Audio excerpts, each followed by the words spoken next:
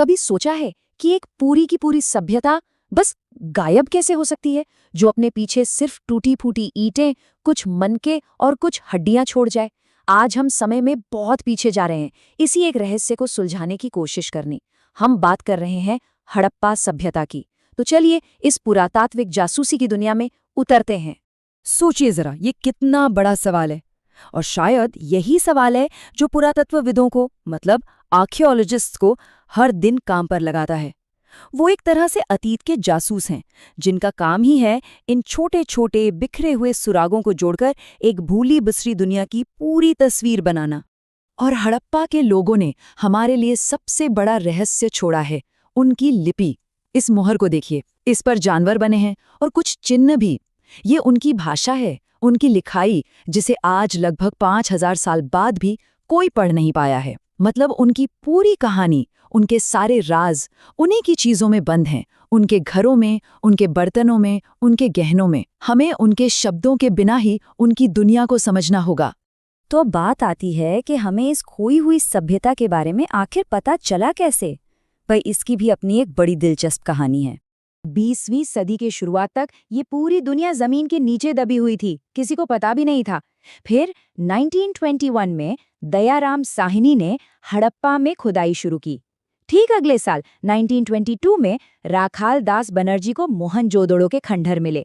ये तारीख हैं और ये नाम, इन्हें जरूर याद रखिएगा।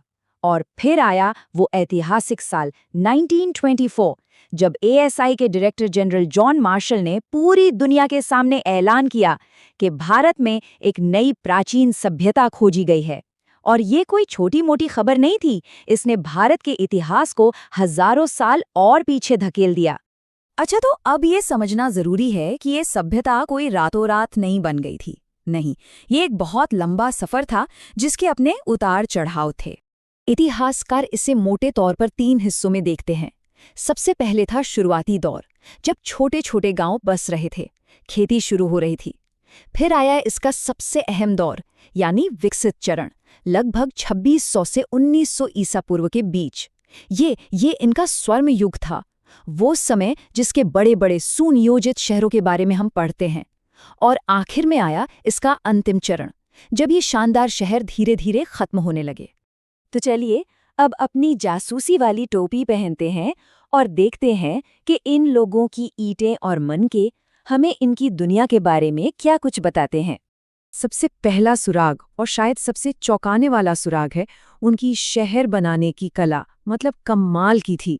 जरा सोचिए, उस समय जब दुनिया के कई हिस्सों में लोग छोटी छोटी बस्तियों में रह रहे थे, हड़प्पा के लोग पूरे के पूरे शहर बना रहे थे, और वो भी एक मास्टर प्लान के साथ। ज्यादातर शहरों के 2 हिस्से थे, एक ऊंचाई पर बना दुर्ग या सिटाडेल और नीचे बसा बड़ा सा निचला शहर। ऐसा लगता है कि दुर्ग में कोई खास इमारतें होती होंगी और निचले शहर में आम लोग रहते होंगे। और ये प्लानिंग कोई ऐसी वैसी नहीं थी। सड़कें एक दूसरे को 90 डिग्री पर, मतलब एकदम सीधी काटती थी, एक ग्रिड की तरह। और उनकी नालियों का सिस्टम, ढकी हुई नालियां, ये तो आज के कई शहरों को भी टक्कर दे सकता है। और तो और, हर शहर में एक ही साइज की पक्की ईंटें इस्तेमाल होती थी। ये सब दिखाता है कि उनका समाज कितना संगठित था। मतलब साफ है, ये कोई अचानक बसी बस्तियां नहीं थी, ये प्राचीन दुनिया के सबसे आधुनिक शहरी केंद्र थे। अच्छा, ये तो हुई शहर की बड़ी बड़ी बातें। अब जरा और करीब से देखते हैं, जूम इन करते हैं उनके कारीगरों के हुनर पर। देखिए, हड़प्पा के लोग सिर्फ महान इंजीनियर नहीं थे, वो जबरदस्त कलाकार भी थे। चन्हूदड़ो जैसी जगहें तो समझिए कि क्राफ्ट की फैक्ट्री थी, जहां मनके बनाने, मोहरें तराशने और धातु का काम करने में माहिर लोग रहते थे। और वो क्या क्या इस्तेमाल नहीं करते थे। खूबसूरत पत्थर जैसे कार्नेलियन, धातुएं जैसे तांबा और सोना, शंख, फयांस, जो एक तरह की चमकीली मिट्टी होती है। लेकिन सबसे दिलचस्प बात यह है कि ये सब सामान एक जगह नहीं मिलता था। तांबा आता था शायद राजस्थान से, सोना दक्षिण भारत से। तो चन्हूदड़ों में मिला एक सोने का मनका सिर्फ एक गहना नहीं है, ये एक कहानी कहता है। ये बताता है कि हड़प्पा के लोग सैकड़ों मील दूर तक व्यापार करते थे। ये एक तरह से प्राचीन दुनिया की ग्लोबल इकोनॉमी थी। ठीक है, हमने शहर देख लिए, उनके बनाए सामान देख लिए, पर इन सबके पीछे जो लोग थे वो कैसे थे? उनका समाज कैसा था? वो क्या मानते थे? और फिर से वही चुनौती सामने आती है ना? बिना किताबों या डायरी के ये कैसे पता चलेगा कि समाज में कौन अमीर था और कौन गरीब? खैर, पुरातत्वविदों के पास इसके लिए कुछ बड़ी ही मजेदार तरकीबें हैं। एक तरीका है चीजों को दो हिस्सों में बांटना। एक तरफ रोजमर्रा की चीजें जैसे मिट्टी के बर्तन, चक्कियां जो लगभग हर घर में मिलती हैं, और दूसरी तरफ कीमती या लग्जरी चीजें जैसे सोने के गहने या फायोन्स के ये छोटे से बर्तन जो बहुत कम मिलते हैं और सिर्फ बड़ी बस्तियों में ही पाए गए हैं। इससे साफ पता चलता है कि समाज में हर कोई बराबर नहीं था। कुछ लोग यकीनन ज्यादा अमीर थे। किसी भी समाज को समझने के लिए एक और जगह है जहां से हमें सुराग मिलते हैं, और वो है उनकी कब्रें। ये एक तरह से अतीत में झांकने वाली खिड़कियां होती हैं।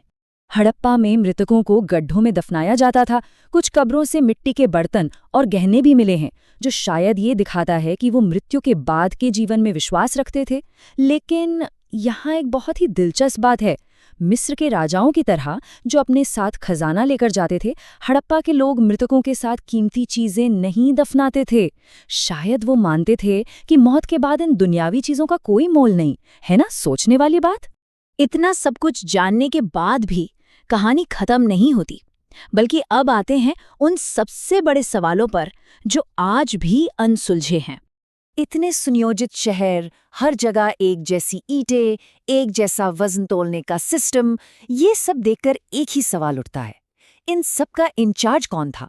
ये उदाहरण इसी बात पर जोर देता है कि भाई इतने बड़े बड़े फैसले पूरी आबादी मिलकर तो नहीं ले सकती। तो कौन था वो? कोई एक राजा या पुजारियों का कोई समूह? ये हड़प्पा का सबसे बड़ा राजनीतिक रहस्य है। और फिर आता है सबसे बड़ा, सबसे आखिरी रहस्य। आखिर हुआ क्या हड़प्पा के लोगों का? लगभग 1900 ईसा पूर्व के आसपास ये महान शहर वीरान होने लगे। लोग कहाँ चले गए? इसके कई कारण बताए जाते हैं। कुछ कहते हैं कि जलवायु बदल गई, मौसम खराब हो गया। कुछ का मानना है कि नदियां सूख गईं या उन्होंने अपना रास्ता बदल लिया। कुछ कहते हैं कि जंगलों की अंधाधुंध कटाई एक वजह थी, तो कुछ किसी बाहरी आक्रमण की भी बात करते हैं। शायद कोई एक वजह नहीं थी। शायद इन सभी समस्याओं के एक घातक मिश्रण ने इस महान सभ्यता को घुटनों पर ला दिया। और अंत में हम वहीं वापस आ जाते हैं जहां से हमने शुरू किया था, उनकी उस अनसुलझी लिपि पर। हड़प्पा सभ्यता हमें याद दिलाती है कि इतिहास के पन्नों में कितनी ही कहानियां अभी भी दबी हुई हैं। उनकी सबसे बड़ी कहानी, वो कहानी जो उन्होंने खुद लिखी थी, उनकी मोहरों में बंद आज भी अपने पढ़े जाने का इंतजार कर रही है।